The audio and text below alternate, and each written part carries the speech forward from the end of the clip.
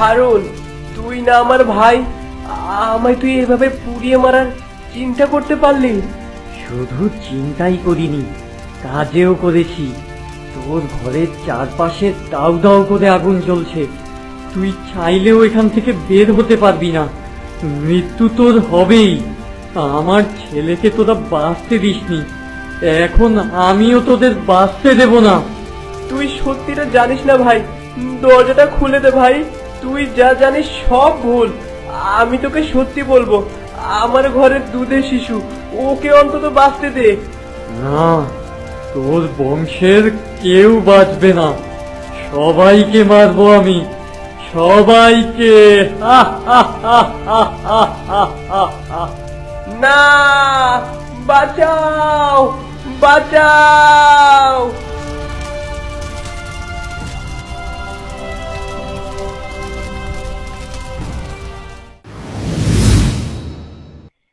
আমার তো আর সহ্যই হচ্ছে না ভাই। ডাক্তার বলেছে আমার ছেলে হবে, আমার যে আর তর সইছে না। আমি জানি রে ভাই, বাবা হওয়া সুখটাই এমন। ছেলের মুখটা দেখলে সব কষ্ট দূর হয়ে যায়, মনে হয় যেন শান্তি নেমে এসেছে পৃথিবীতে। তোমার ছেলেকে দেখেই তো আমার অপেক্ষা আরো বেড়েছে ভাই। আমার ভাতিজাটা কি সুন্দর হামাগুড়ি দিয়ে গোটা বাড়ি ঘুরে বেড়ায়, আমার ছেলেটাও এভাবে বাড়ি মাতিয়ে রাখবে। তা তো রাখবে রে ভাই, এ যেন এক স্বর্গ সুখ।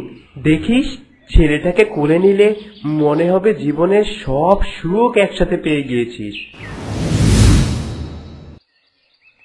আমার চাকর হয়েও এদের এত সুখ, মাঠের এই কড়া রোদে পুড়েও এই দুই ভাইয়ের মুখে এত হাসি, অথচ আমি জমিদার হয়েও আমার ঘরে একটা ছেলে নেই, এতটুকু আনন্দ নেই আমার ঘরে। না, এসব তো আমি মেনে নেব না, এদের এই সুখ আমি কেড়ে নেবই।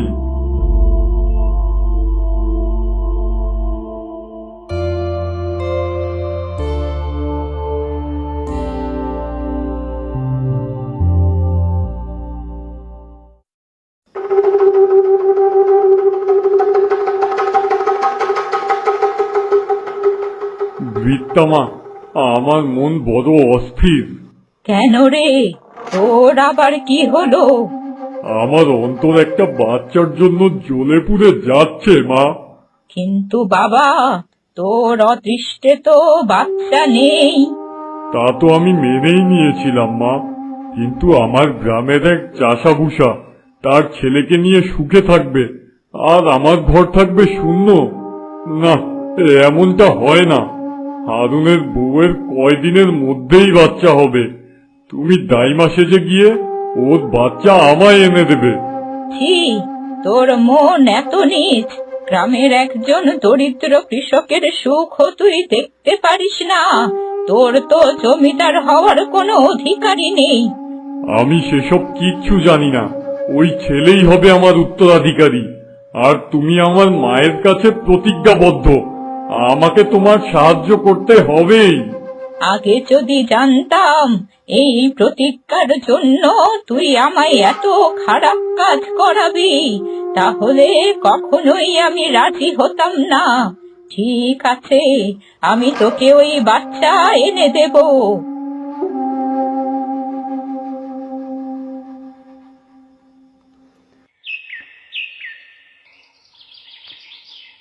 কেউ আছিস বাড়িতে?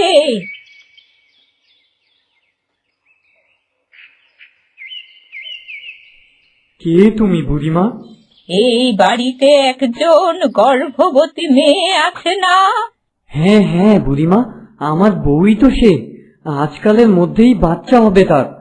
কিন্তু তুমি কিভাবে জানলে? আমি সব জানি। আমার নাম বৃত্তা, তার জন্যই আমি এসেছি।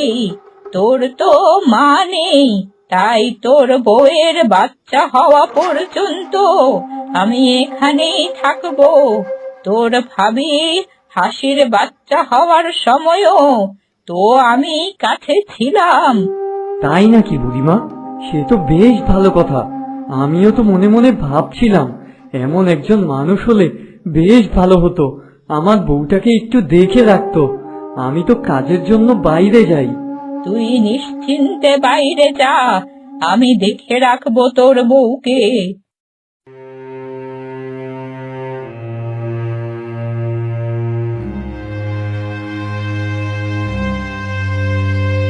হারুন, বাবা, তোর কপালে বোধ হয় সন্তান নেই।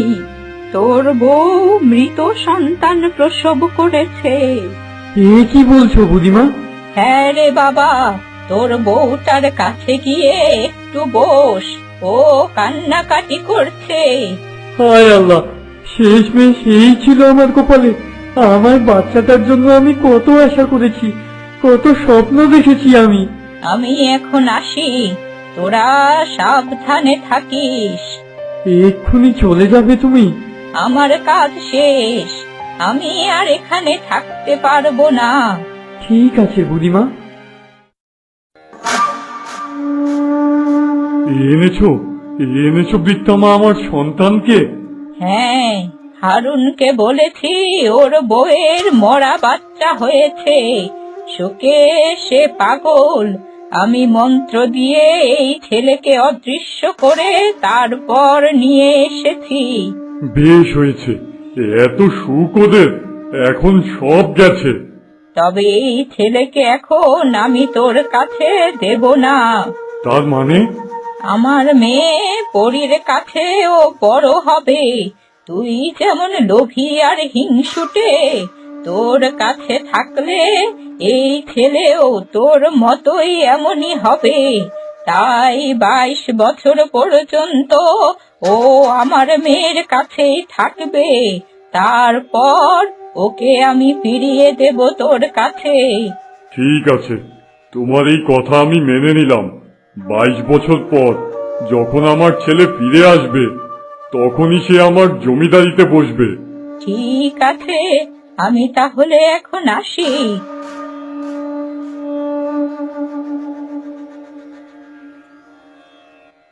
ব্যাস, এক টানে তোদের সুখ নষ্ট করে দিলাম আমি। এবার আমার শেষ খেলাটা খেলবো।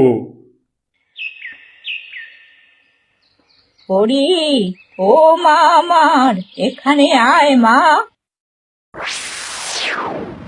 আমায় ডাকছো মা? হ্যাঁ রে মা, তোকে একটা বড় কাজ দেব আজ। কি কাজ মা? আর তোমার কোলে এই বাচ্চাটাই বা কে?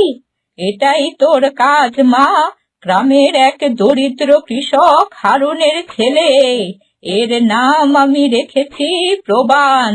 এ ক্রায়ের জমিদারের মা আমার বোন ছিল।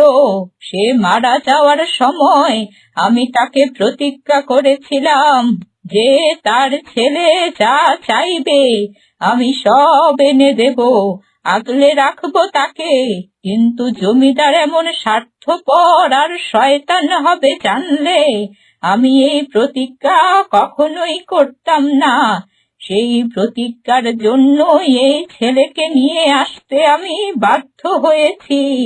তার আসল বাবা মা জানে যে তাদের মৃত সন্তান হয়েছে, কিন্তু আমি চাই না জমিদারের ঘরে থেকে এই ছেলেটাও এমনই হয়ে যাক।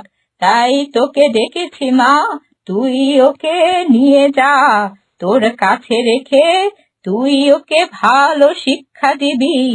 ঠিক আছে মা, তুমি যা বলছো তাই হবে।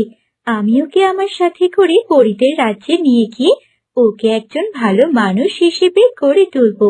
হ্যাঁ মা, 22 বছর পর ওকে তুই ফিরিয়ে দিবি। ঠিক আছে মা, এখন তবে আমি যাই। যা মা।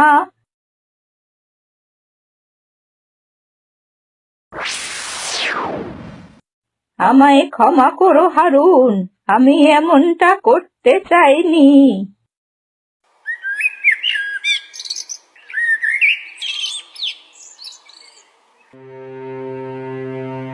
তোর কথা শুনে অনেক খারাপ লাগলো রে হারুন। আপনি কি করে জানলেন জমিদার মশাই? এসব কথা কি আর চাপা থাকে? আমার নিজেরও তো সন্তান নেই, তোদের কষ্ট আমি বুঝি। তবে আমার মনে হয় তোর ভাই বরুণই এই কাজ করিয়েছে। বরুণ নিশ্চয়ই ওই বুড়িকে পাঠিয়ে তোর ছেলেকে মেরেছে। না না জমিদার মশাই, আপনি এসব কি বলছেন? আমার ভাই তার নিজের থেকেও আমায় বেশি ভালোবাসে। সে কখনোই এমনটা করবে না। আর এটা করে তার লাভই বা কি? লাভ তো আছেই। তোর যদি কোনো সন্তান না থাকে তাহলে তোর বাপের যত জায়গা জমি আছে তা তো বরুণের ছেলেই পাবে। আর তোরাও ওকেই ভালোবাসবি, তাই নিষেধও করবি না। এজন্যই বরুণ এটা করেছে। না, আমি এটা মানতে পারছি না জমিদার মশাই। ওই দাইমাকে তো তোর ভাই পাঠিয়েছিল। তোর ভাবির বাচ্চাও তো ওর হাতেই হয়েছে, তাই না? হ্যাঁ, তেমনই বলেছিল, কিন্তু আমার ভাই পাঠিয়েছে এমনটা তো বলেনি। হারুন, এত বোকা কেন রে তুই? তুই এখনো বুঝতে পারছিস না কিছু? আমি সব বুঝেছি, এবার যা করার আমিই করব। আসি জমিদার মশাই। বরুণ যে, ভালো আছো? এই তো আছি একরকম আপনাদের দোয়ায়। আমার ভাইয়ের কথাটা শুনেছেন বোধহয়, মনটা খুব খারাপ। হ্যাঁ, শুনলাম একটু আগেই। আমারও খুব খারাপ লাগছে শুনে। তবে তোমরা একটু সাবধানে থেকো। কেন নায়েব মশাই, এটা বললেন কেন? তোমার ভাই তো ছেলেটার জন্য পাগল ছিল, এখন জমিদার এই সুযোগ কাজে লাগিয়েছে। সকালে তো হারুনকে জমিদার ডেকেছিল, ওদের কথাবার্তা স্পষ্ট শুনিনি, তবে যা শুনেছি তাতে আমার গায়ে কাঁটা দিয়ে উঠেছে একদম। জমিদার তাকে বলেছে দাই পাঠিয়ে তুমি ওর ছেলেটাকে মেরেছো। তোমাদের দুই ভাইয়ের এত মিল, এত সুখ জমিদারের অনেক আগে থেকেই সহ্য হতো না। ছি ছি, এত খারাপ কাজ আমি কেন করতে যাব? ওই যে সম্পত্তি, ওর ছেলে মারা গেলে এককালে গিয়ে তোমার বাপের কুটুকাটা সম্পত্তি যাই আছে সব তোমার ছেলে পাবে। এই কারণে এ কথা ভাবার আগেই আমার মৃত্যু হোক। হারুনের ছেলেকে কি আমি কম দেখতাম? প্রয়োজনে আমার ছেলের ভাগ কমিয়ে ওকে বাড়িয়ে দিতাম। এত ভালোবাসা কি আর ও বুঝবে এখন? ছেলের সুখে ওর মাথাটা গেছে, আর জমিদারও ওকে 9-6 বুঝিয়েছে। ও এখন ক্ষেপে আছে। আমি বুঝিয়ে বলবো ওকে, আমার ভাই আমার ক্ষতি করতেই পারে না। আমার বলা আমি বললাম বাপু, বাকিটা তোমরা বুঝে নিও। আপনাকে অনেক ধন্যবাদ নায়েব মশাই, আগে থেকেই সতর্ক করে দিলেন। আসি তাহলে। হ্যাঁ বরুণ, এসো এসো, একটু বুঝে শুনে থেকো আর কি। পারলে হারুনের সাথে কথা বলে সব মিটিয়ে নাও। ঠিক আছে নায়েব মশাই।